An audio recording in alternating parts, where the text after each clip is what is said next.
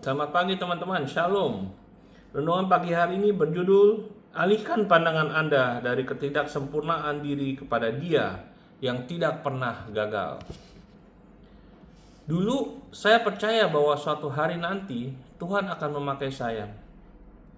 Tetapi bukan hari ini.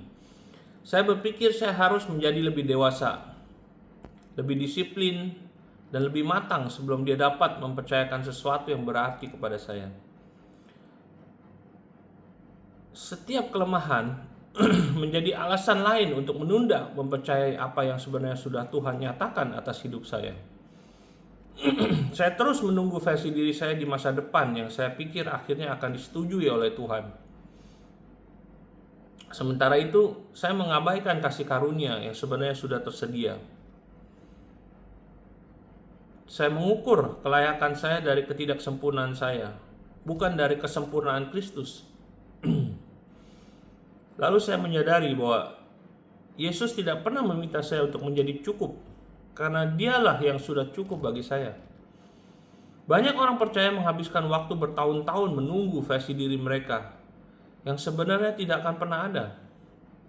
Kita berkata kepada diri sendiri bahwa kita akan melayani ketika kita merasa lebih memenuhi syarat. Kita akan membagikan iman kita ketika kita sudah lebih banyak memahami kitab suci. Kita akan mendoakan orang lain ketika kita merasa lebih kuat. Kita akan benar-benar percaya kepada Tuhan setelah kita berhasil mengalahkan setiap kelemahan kita. Namun hari itu tidak pernah datang, karena keyakinan kita memang tidak pernah dimaksudkan untuk dibangun di atas diri sendiri. Injil mengajarkan kita untuk menaruh keyakinan kepada Kristus sejak awal. Paulus menulis di 1 Korintus 1 ayat 27. Tetapi apa yang bodoh bagi dunia dipilih Allah untuk mempermalukan orang-orang yang berhikmat. Dan apa yang lemah bagi dunia dipilih Allah untuk mempermalukan yang kuat. Ayat ini sepenuhnya mengubah cara kita memandang diri sendiri. Tuhan tidak pernah mencari orang-orang yang sempurna untuk menggenapi tujuannya. Dia menyatakan kekuatannya melalui mereka yang sadar bahwa mereka membutuhkannya. Kelemahan kita bukanlah penghalang bagi kasih karunia-Nya. Justru kelemahan itu menjadi kesempatan agar kecukupan Kristus terlihat nyata. Yesus menerima segala kemuliaan karena sejak semula pekerjaan itu memang miliknya. Pikirkanlah tentang Matius yang sedang duduk di meja pemungut cukai. Masyarakat sudah memberi cap atas dirinya. Reputasinya buruk. Dan banyak orang menganggap ia telah mendiskualifikasi dirinya dari segala sesuatu yang terhormat. Namun Yesus datang langsung kepadanya dan hanya berkata, "Ikutlah aku." Yesus tidak memberikan daftar hal-hal yang harus diperbaiki terlebih dahulu. Dia mengundang Matius masuk ke dalam hubungan dengannya sebelum hidupnya berubah. Kasih karunia memanggilnya jauh sebelum prestasinya mampu melakukannya. Agama berkata bahwa kita harus menjadi layak dipakai sebelum Tuhan dapat memakai kita. Kasih karunia berkata bahwa Yesus menjadikan kita ciptaan baru.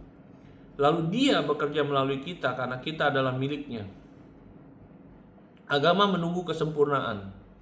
Kasih karunia dimulai dengan penyerahan diri. Agama menyoroti kemampuan kita. Kasih karunia menyoroti karya Kristus yang telah selesai di kayu salib. Yang satu menghasilkan rasa tidak aman karena kita tidak pernah cukup. Yang lain menghasilkan keyakinan karena Yesus selalu cukup.